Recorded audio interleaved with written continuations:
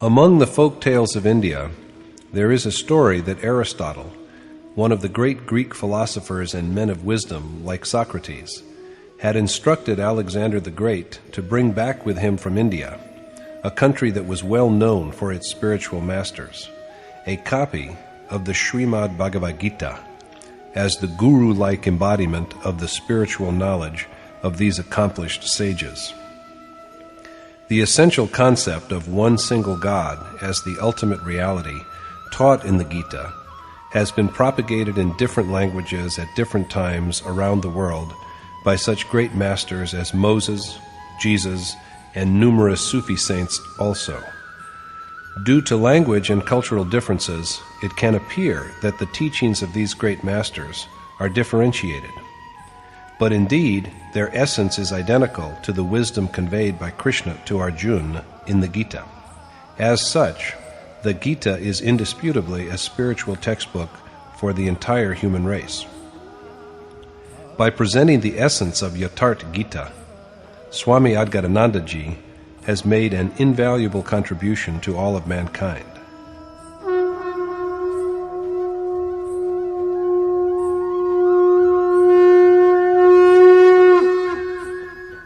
Om Shri Paramatmane Namaha. Yatharth Gita, Srimad Bhagavad Gita. Chapter 5.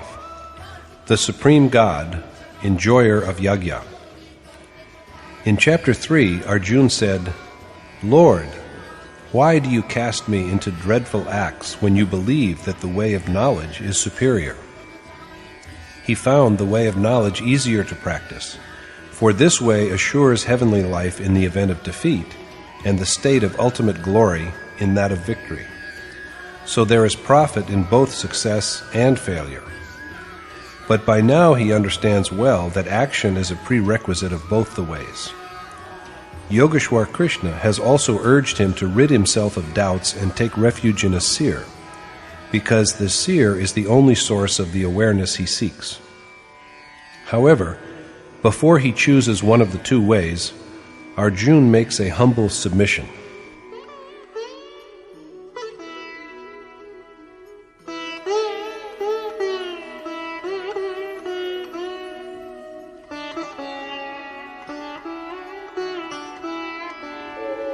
Sannyasam karmanam Krishna punaryogam cha shamsasi yachreya etayorekam tanme bruhi sunishchitam. Arjuna said, "You have so far commended, O Krishna, both the way of knowledge through renunciation and then the way of selfless action. So now tell me, which one of the two is decidedly more propitious?" Krishna has extolled action by the way of knowledge through renunciation, and then he has spoken approvingly of action done with a selfless attitude. So Arjuna now wishes to be enlightened on the specific way which in Krishna's well-considered view is more conducive to his well-being. If we are told two ways for going to a certain place, it is but proper to inquire which one of the two is more convenient. If we do not raise this question, the implication is that we do not have to go anywhere. Yogeshwar Krishna responds to Arjuna's submission thus.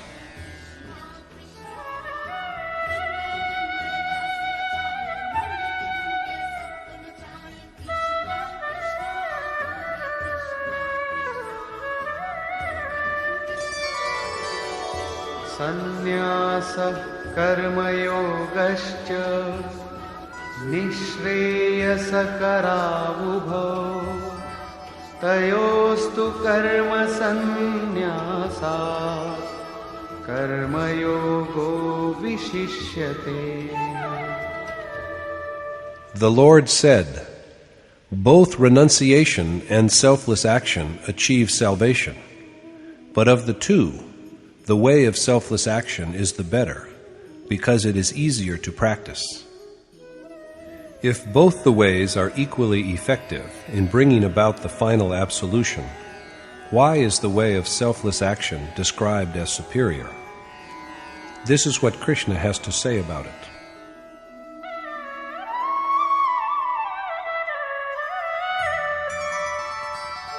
Gyeyah sa nitya sannyasi yo na dveshti na kankshati nirdvandvo hi mahabaho sukham bandhat pramuchyate. O the mighty-armed Arjuna, he who envies none and desires nothing is fit to be regarded as a true sannyasi, and, liberated from the conflicts of passion and repugnance, he breaks away from worldly bondage. The one who is free alike from love and animosity is a sannyasi, a man of renunciation, irrespective of whether he has chosen the way of knowledge or the way of selfless action. Emancipated from both attachment and aversion, he is happily released from the great fear of repeated births.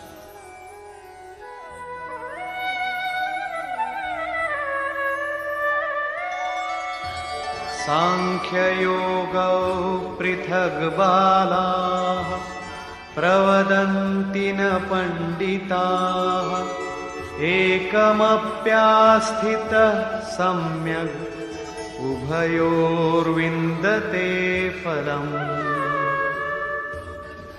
It is the ignorant rather than men of wisdom who make a distinction between the way of knowledge and the way of action. For he who dwells well in any one of the two attains to God. Only they who know but inadequately of spiritual life find the two ways divergent, because the final outcome of both is the same, namely, attainment of God.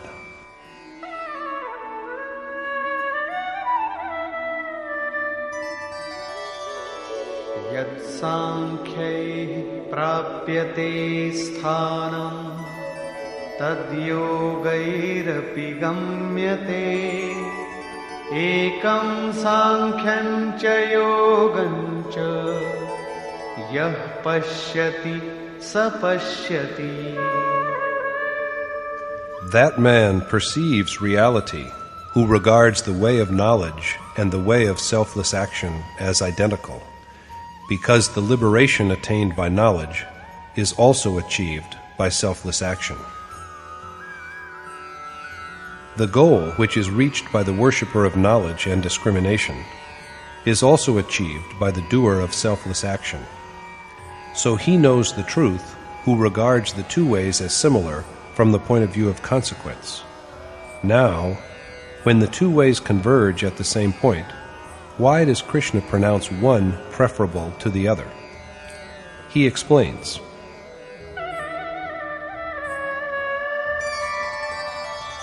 Sannyasastu mahabaho dukkhamaptumayo gatah yoga yukto munir brahma na chirenadhigacchati.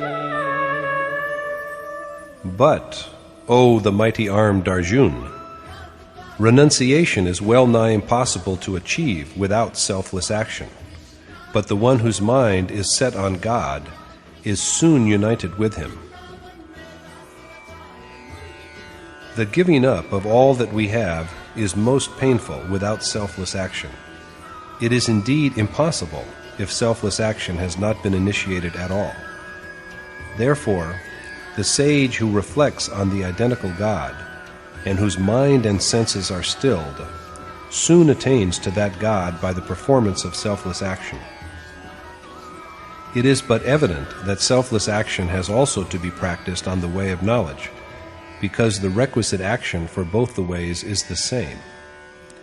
This is the act of yajna, which precisely means worship. The difference between the two ways is only a matter of the worshipper's attitude. whereas one devotes himself to the deed after a thorough appraisal of his own ability and with self-dependence. The other, the doer of selfless action, engages in the task with total reliance upon the adored God. So whereas the former is like a student who studies for an examination privately, the other is like one who is enrolled in a school or college. Both of them have an accomplished teacher to master the same course, take the same test, and even the certificate to be awarded to them is the same. Only their attitudes to their task are different. Some time back, saying that passion and anger are formidable enemies, Krishna urged Arjuna to kill them. Arjuna found it most painful. Krishna thereupon told him that beyond the body there are the senses, beyond the senses there is the mind, beyond the mind there is the intellect, and beyond all these there is the self, the power at whose behest he is driven to all his actions. To act with a clear understanding of one's own strength and with dependence on one's own ability is the way of knowledge. Krishna prompted Arjuna to concentrate his mind on him and fight, dedicating all his actions to him, and in total freedom from attachment and grief. To perform a deed with a sense of surrender to the worshipped God is the way of selfless action. So the action in the two ways is the same, and so is the final outcome. Stressing the same, Krishna now says that the achievement of renunciation, of the ultimate cessation of good as well as evil actions, is impossible without selfless action. There is no way by which we may sit idly just telling ourselves, "I am God, pure and wise. For me there is no action and no bondage. Even if I may appear as participating in evil, it is really only my senses functioning according to their nature." There is no such hypocrisy in Krishna's words. Even he, the Yogeshwar, cannot, without the required action, bestow the ultimate state upon a beloved friend like Arjuna. If he were able to do this, there would be no need for the Gita. Action has to be accomplished. The stage of renunciation can be achieved only through action, and the one who does it soon realizes God. Krishna now speaks about the characteristic marks of the man who is blessed with selfless action.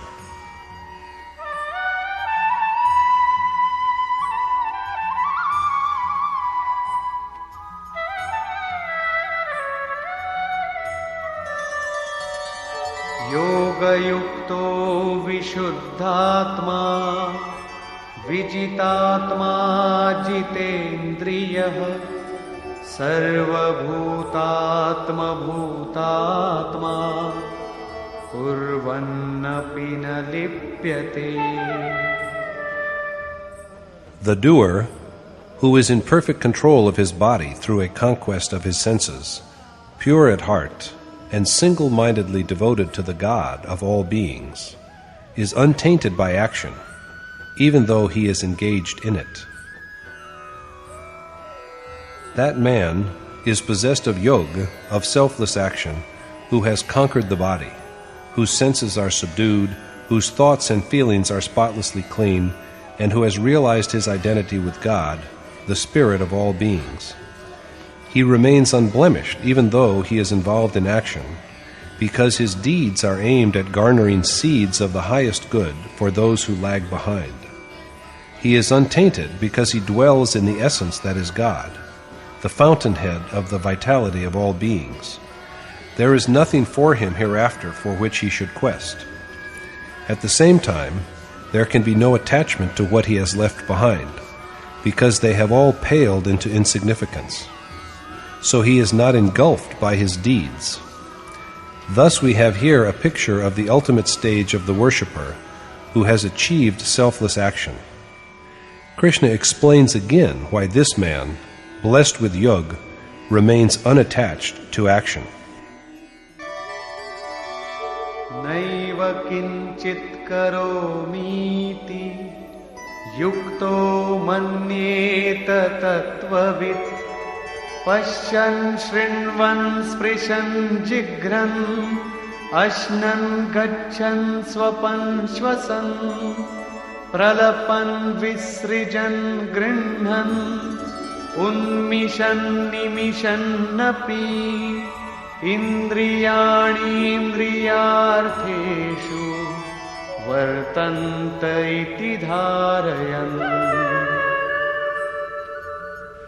The man who perceives in whatever he is doing, whether hearing, touching, smelling, eating, walking, sleeping, breathing, giving up or seizing, and opening or closing his eyes, that only his senses are acting according to their properties, and that he himself is a non-doer, is indeed the one with true knowledge. It is a belief, or rather experience, of the man to whom God is visibly present that he does absolutely nothing. Rather than being a mere fancy, it is a firm conviction he has arrived at through the performance of action. After having known this, he cannot but believe that whatever he appears to be doing is really the operation of his senses according to their natural properties. And when there is nothing higher than God whom he has apprehended, what greater joy can he aspire to have by touching any other object or being? Had there been something better beyond, there must have been attachment. But after the attainment of God, there is no further goal to strive for, and neither is there anything left behind for him to renounce. So the man endowed with attainment is unimmersed in action. This thought is now illustrated by an example.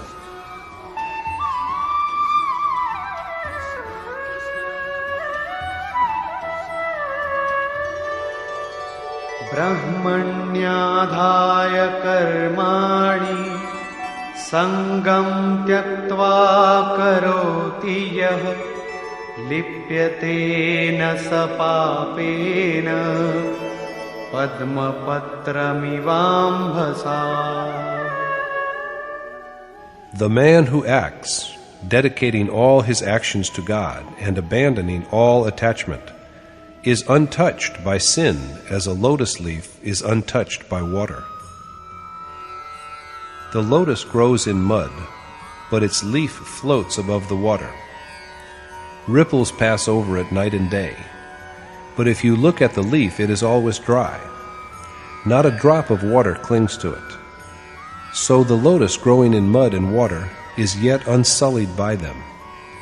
Just so, the man, all of whose actions are merged into God, this dissolution occurs only with perception and not before, and who acts with total detachment because there is nothing beyond to be desired, he is unaffected by action. And yet he is busy with the performance of action for the guidance and good of the ones who are behind him. This is the point that is stressed in the following verse.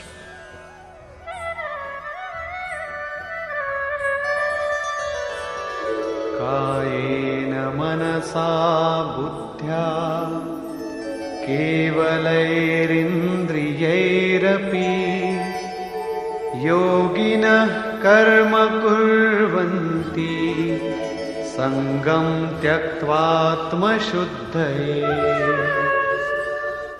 Sages give up the attachment of their senses, mind, intellect, and body, and act for inner purification. A sage abandons all desires of his senses, mind, intellect, and body, and practices selfless action for inner sanctity. Does that mean that the self is tainted with impurities even after he has merged into God? It cannot be so, because after this dissolution, the self becomes one with all beings. He sees his own extension in all beings.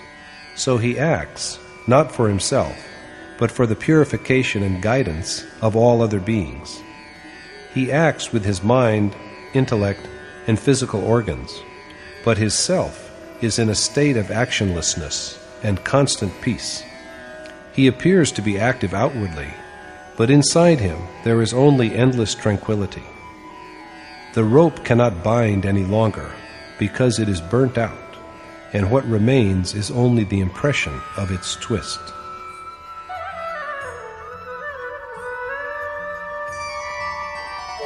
Yuktah karma phalam tyaktva shantimapnoti naishtikim ayuktah kamakarena pade sakto nibadhyate. The sage who sacrifices the fruits of his action to God attains to his state of sublime repose. But the man who desires rewards of action is chained by desire. The man who is blessed with the final outcome of selfless action and who dwells in God, the root of all beings, and who has forsaken desire for the fruits of action because the God who was the goal of his action is no longer distant from him. Such a man achieves the state of sublime peace, beyond which there is no greater peace, and beyond which he will never again know restlessness. But the wayfarer, who is still on his way and still attached, he has to be attached because the fruit of his action, God, is still unattained. Attached to the consequence of his action, he is fettered by it. So desires continue to arise until the moment of attainment, and the worshipper has to be on his guard right up until that point. My most revered teacher, Maharaji, used to say, "Mark me, Maya prevails if we are even in the least removed from God, and He is removed from us. Even if the attainment is to be tomorrow, today the worshipper is at best only an ignorant man. So the questing worshipper ought not to be careless." Let us see now what is further said about this.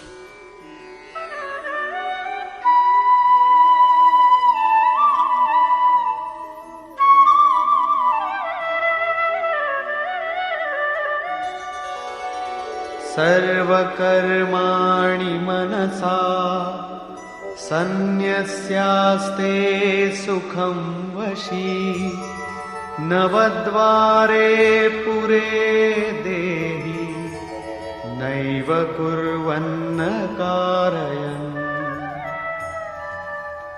The man who is in perfect control of his heart and mind and acts accordingly dwells blissfully in the abode of his body with its 9 apertures, because he neither acts himself nor makes others act.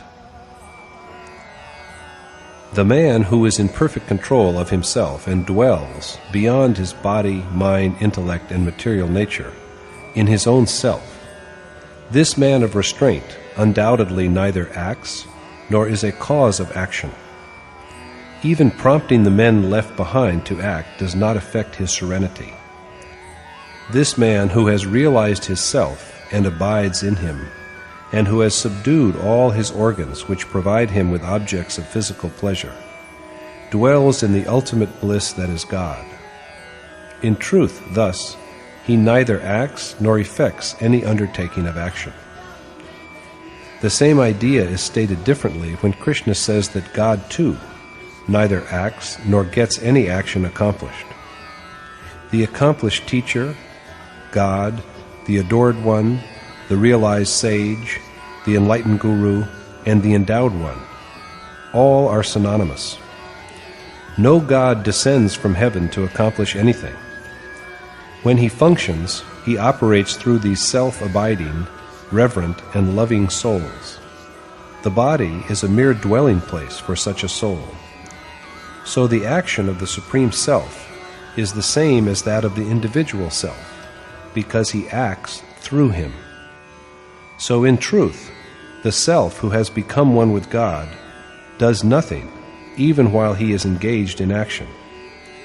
The next verse is again related to the same problem.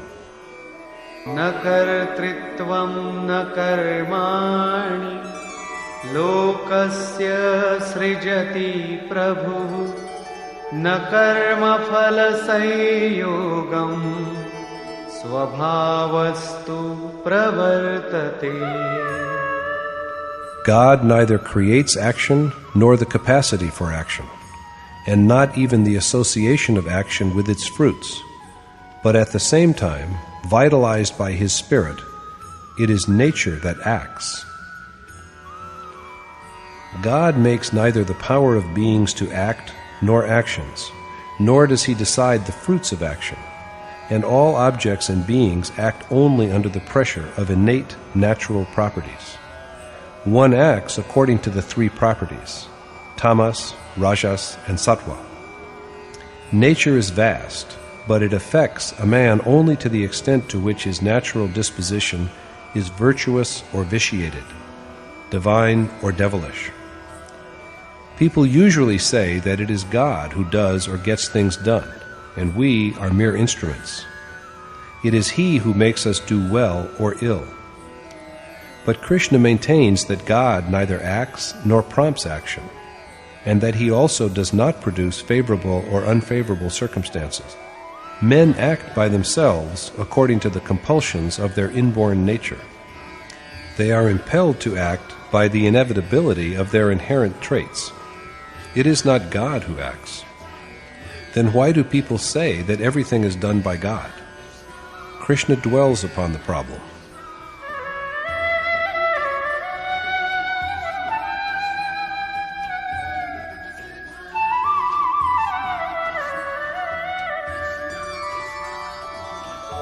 नादत्ते कस्यचित् पापं न चैव सुकृतं विभुः अज्ञानेनावृतं ज्ञानं तेन मुह्यन्ति जन्तवः.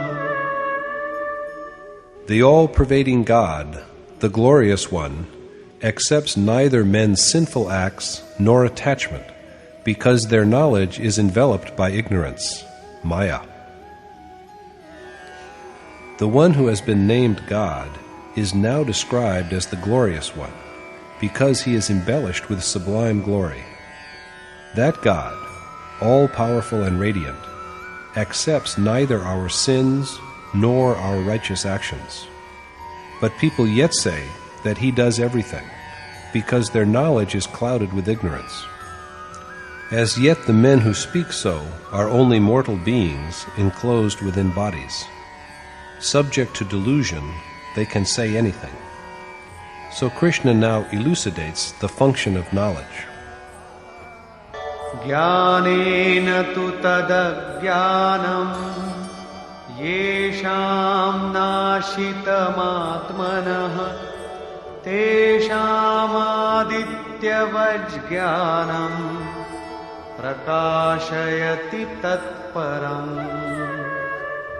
But the knowledge of one whose ignorance has been dispelled by self-perception shines like the sun and renders God brilliantly visible. The mind, whose darkness has been pierced through by knowledge of the self, and which has thus acquired true wisdom, is lit up as if with the light of the sun, and God is clearly manifested to it. This does not by any means imply that God is some kind of darkness, for He is truly the source of all light. He is the fountain of all light, but His light, it appears, is not for us, because it is not seen by us. When darkness is swept away by perception of the self, like the sun, the resulting knowledge absorbs His brightness within itself. After this, there is no longer any darkness. Here is what Krishna has to say about the nature of this knowledge.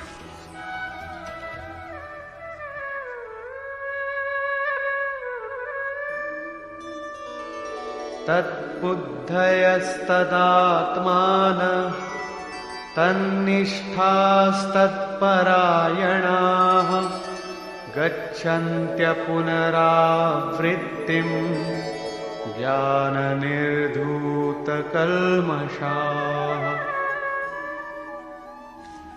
Those men attain salvation, after which there is no next birth, whose mind and intellect are free from delusion, who dwell with a single mind in God and put themselves at His mercy, and who are freed from all sin by knowledge. That state is knowledge in which a man dedicates himself entirely to God and is dependent upon Him, with a mind and an intellect shaped accordingly and overflowing with His essence. Knowledge is not garrulousness or being argumentative. The man who is endowed with this knowledge attains to salvation and is liberated from physical ties. It is such men who are called Pandit, men of profound learning and wisdom. Only a man who has achieved this ultimate state deserves the name of Pandit. Vidya Vinaya Sampanni Brahmane Gavi Hastini Shuni Chaiva Shvapake Cha Pandita Samadarshina. Sages who look evenly at a Brahmin, a cow, an elephant, a dog, and even the most despicable of men are blessed with the highest degree of knowledge. They are realized sages whose sins have been destroyed by knowledge and who have achieved the state in which there is no further birth. And such men regard all creatures impartially, making no distinction between a discerning Brahmin and an outcast, or between a dog and an elephant. In their eyes, there is neither any special merit in the wise and learned Brahmin, nor any special demerit in the ostracized man. For him, neither is a cow holy nor a dog unholy. He does not find any special greatness about a massive elephant. Such men of knowledge are impartial of view and equal-minded. Their eyes are fixed not on the skin, on the external form, but on the soul, the inner essence. The difference is only this: men who know and are reverent to the self are close to God, whereas others straggle behind. Some have gone a stage ahead, while some are yet lingering behind. Men of knowledge are conscious that the body is but an apparel, so they look at the embodied soul and attach no significance to the outward form. They do not discriminate. Krishna was a cowherd, and he had tended cows, so he should have spoken of this creature in reverential terms. But he has done nothing like that, and he concedes no place to the cow in Dharma. He has only admitted that, like other beings also, she has a soul. Whatever be the economic importance of cows, their religious elevation is just an invention of the ignorant with enslaved minds. Krishna said earlier that ignorant minds are riven with dissensions, because of which they devise an endless variety of deeds. The 18th verse suggests that there are two kinds of sages. First, there are sages whose knowledge is perfect. Secondly, there are sages who are possessed of reverent knowledge.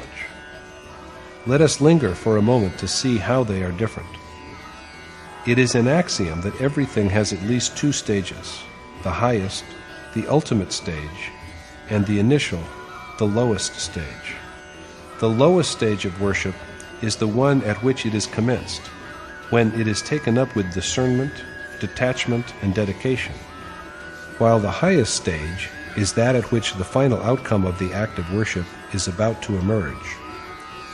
The same is true of the Brahmin class, the state of sattva, when there is the advent of properties that provide access to the Supreme Spirit, and there is the presence of knowledge and a reverential attitude.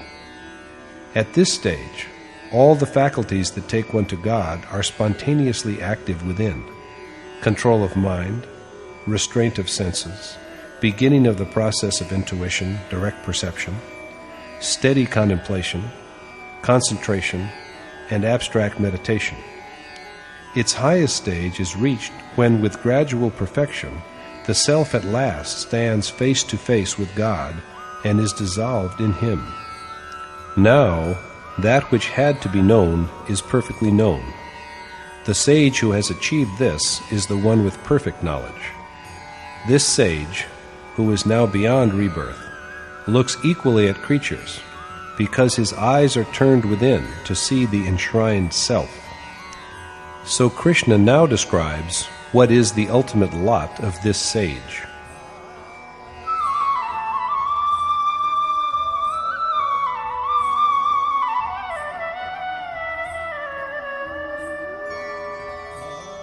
इहैव तैर्जितः सर्गो येषां साम्ये स्थितं मनः निर्दोषं हि समं ब्रह्म तस्माद् ब्रह्मणि ते स्थिताः. They who achieve the state of equality conquer the whole world within the mortal life itself, because they rest in God, who is also unblemished and impartial. Sages with perfectly poised minds are freed from material nature during their worldly life itself. But what is the relation between an even mind and conquest of nature? When the world itself is annihilated, what is the position of the self? In Krishna's view, since God is immaculate and impartial, the minds of sages who have known him are also freed from all blemishes and inequalities. The sage becomes one with God. This is the ultimate birthless state, and it is acquired when the ability to overcome the enemy, the world of appearances, is fully developed. This ability is there when the mind is controlled and when one has achieved the state of equality, for the world of appearances is but an extension of the mind. Krishna then speaks of the distinctive marks of the sage who has known God and merged into him.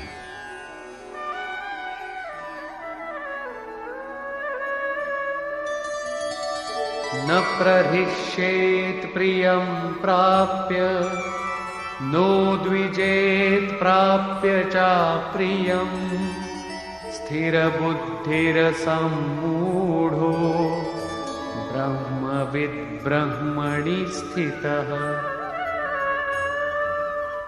That equal-minded man dwells in God, who is neither delighted by what others love, nor offended by what others scorn, who is free from doubt, and who has perceived him. Such a man transcends feelings of love and hatred. He does not go wild with joy when he gets something which is cherished and admired by others. In the same way, he is not repelled by what others find distasteful. With such a constant mind, free from doubt, and endowed with knowledge of the divine self, he always dwells in God. In other words, he is a man of attainment, and बाह्यस्पर्शेष्वसक्तात्मा विन्दत्यात्मनि यत् सुखम् स ब्रह्मयोगयुक्तात्मा सुखमक्षयमश्नुते. that man becomes one with God and enjoys eternal bliss, who is single-mindedly dedicated to him, and whose heart is free from desire for worldly joys. The man who has renounced desire for the pleasure of objects of the external world attains to the felicity of God. His self is united with God, and the resulting happiness is therefore eternal. But this happiness comes only to him who is unattached to pleasures.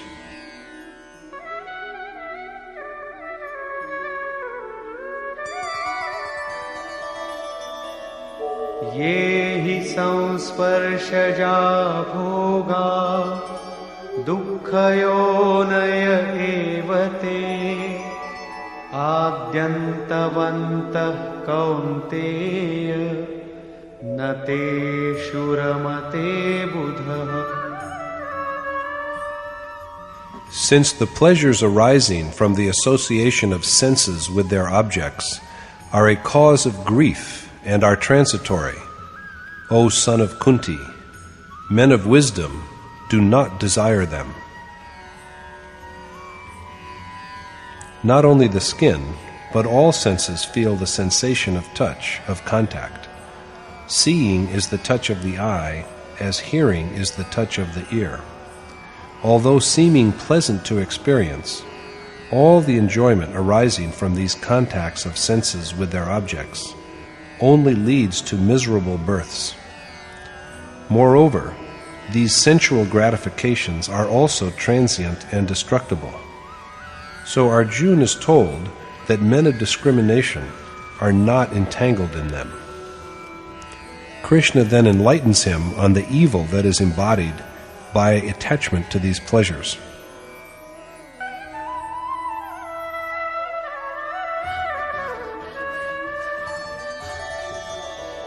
Shaknoti haivaya sodhum praksharira vimokshana kamakrodhodbhavam vegam sayukta sasukhi naraha. That man in this world is a true and blessed yogi who, even before the death of his mortal body, acquires the ability to withstand the onslaughts of passion and anger, and conquers them forever. He is the real man, Nara, meaning Na and Raman, one who is not given to physical dalliance. Even while he is living in the mortal body, he is capable of facing the fierce urges of passion and anger, and of destroying them. He has achieved selfless action in the world, and he is happy. He has won the happiness of identity with God, in which there is no grief. According to divine ordinance, this happiness is acquired in this mortal worldly life itself, and not after the death of the physical body. This is what Sant Kabir intends to convey when he counsels his disciples to place their hope in this life. The assurance that salvation comes after death is false, and given only by unworthy and selfish teachers. Krishna also says that the man who succeeds in overcoming his passion and anger in this life itself is the doer of selfless action in this world, and he is blessed with everlasting happiness. Passion and anger, attraction and repulsion, desire for the touching of objects by the senses, are our mortal enemies, whom we have to vanquish and destroy. Krishna again dwells upon the nature of the doer of selfless action. Yontah sukhontararamah tathantar jyotirevayah sayogi brahma nirvanam brahma bhutodhigacchati. The man who knows his self, and whose happiness and peace lie within, merges into God, and he attains to the final beatitude that lies in him.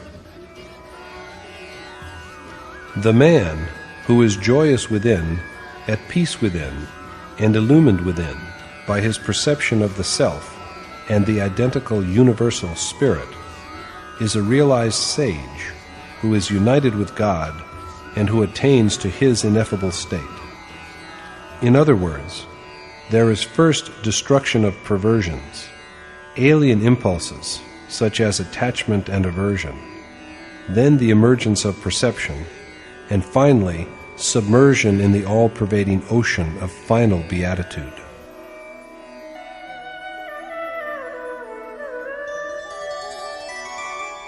Labhante brahma nirvanam rishayah Kshina kalmashah chinnadvaidhayatatmanah sarvabhutahite ratah. They attain to the eternal peace of God, whose sins have been destroyed by perception, and whose doubts are resolved, and who are single-mindedly concerned with the good of all beings. He is a man of attainment whose sins have been dispelled by his vision of God, whose doubts have been done away with, and who is wholeheartedly devoted to the service of all mankind. Only a man of this elevated state can help others, For how can he who has fallen in a ditch himself help others to get out? So compassion appears as a natural attribute of sages, and they, with their spiritual perception and conquest of the senses, realize the peace that comes with the final dissolution in God.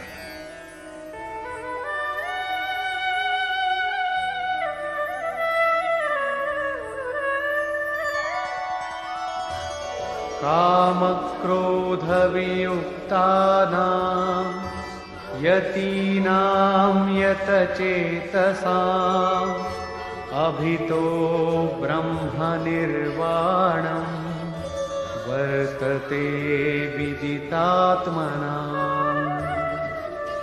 Men who are free from passion and wrath, who have conquered their mind, and who have had a direct perception of God, see the all-tranquil, Supreme Self wherever they look. Krishna thus repeatedly stresses the distinctive features of the character and life of doers of selfless action in order to motivate and encourage Arjuna and, through him, all his other disciples. The question is now almost resolved. To conclude his argument, however, Krishna reverts to the necessity of contemplating the incoming and outgoing breath for the realization of this sage's state.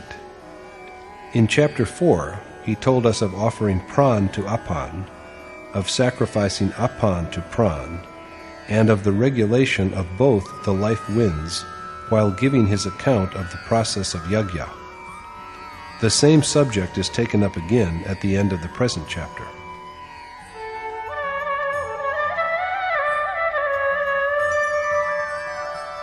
स्पर्शान् कृत्वा बहिर्बाह्यान् चक्षुश्चैवान्तरे भ्रुवोः प्राणापानौ समौ कृत्वा नासाभ्यन्तरचारिणौ यतेन्द्रियमनोबुद्धिः मुनिर्मोक्षपरायणः विगतेच्छाभयक्रोधो यः सदा मुक्त एव सः. That sage is liberated forever, who shuts out of his mind all objects of sensual pleasure, keeps his eyes centered between the two brows, regulates his pran and apan, conquers his senses, mind and intellect, and whose mind is fixed on salvation.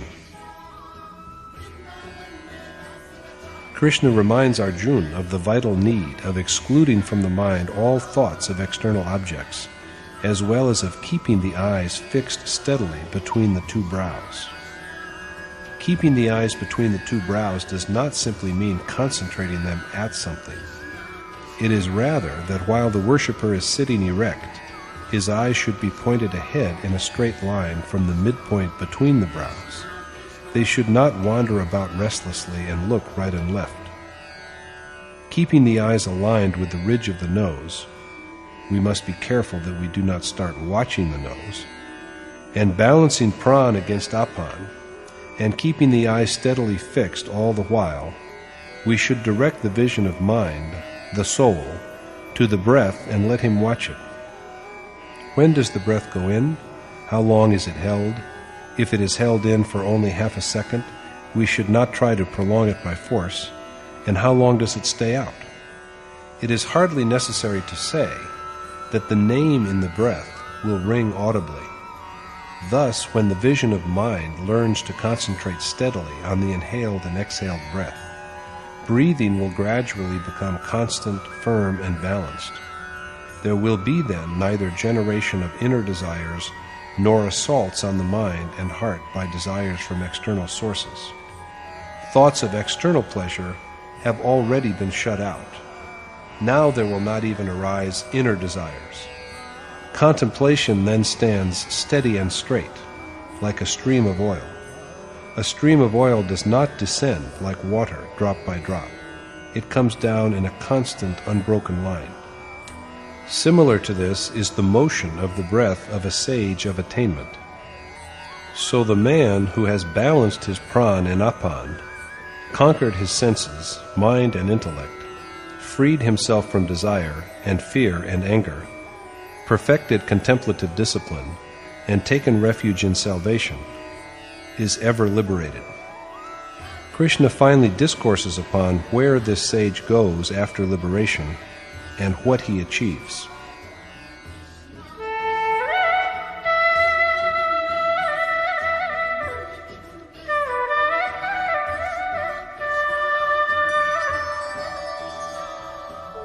Bhoktaram yagyatapasam sarvalokamaheeshwaram suhridam sarvabhutanam gyatva mam shantimricchati.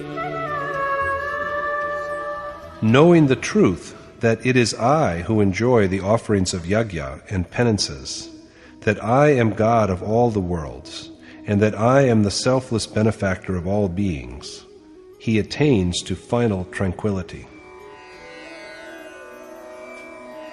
This liberated man, who knows that Krishna, God of the gods of all worlds, is the recipient and enjoyer of the offerings of all yajna and penances, and that he is the selfless well-wisher of all beings, knowing all this, he achieves the ultimate repose. Krishna says that he is the enjoyer of the worshipper's yajna of inhaled and exhaled breath, as well as of austerities. He is the one in whom yajna and penances are at last dissolved, and so their doer comes to him, the ultimate serenity that results from the completion of yajna. The worshipper, liberated from desire by selfless action, knows Krishna and realizes him as soon as he is blessed with this knowledge. This is named peace, and the one who achieves it becomes God of gods, just as Krishna is.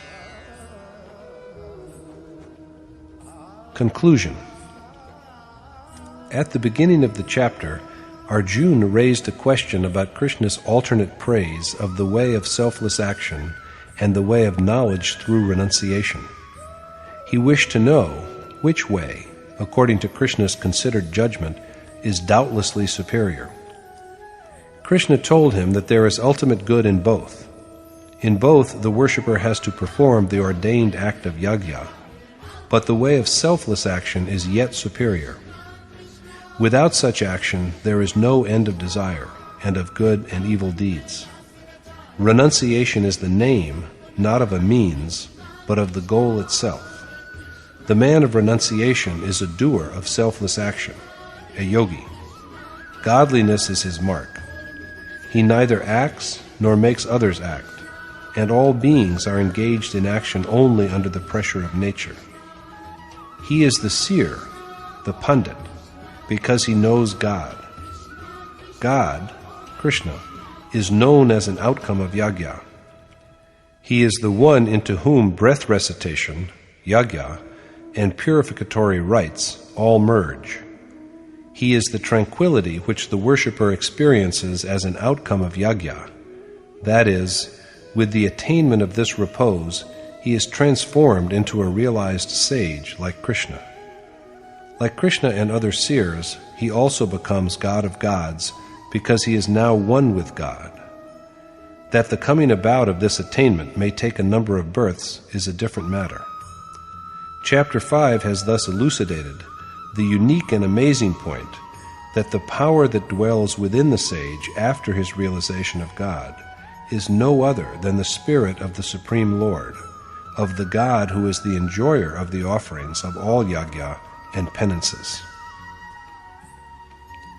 Thus concludes the 5th chapter in the Upanishads of the Srimad Bhagavad Gita on the knowledge of the Supreme Spirit, the science of yoga, and the dialogue between Krishna and Arjuna, entitled Yajna Bhukta Mahapurushasht Maheshwara, or the Supreme God, enjoyer of yajna. Thus concludes Swami Adgaranand's exposition of the 5th chapter of the Srimad Bhagavad Gita in Yatharth Gita. Hari Om Tat Sat.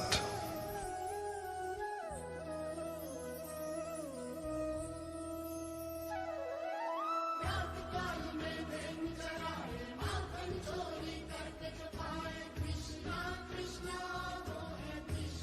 Krishna, Vrindavan mein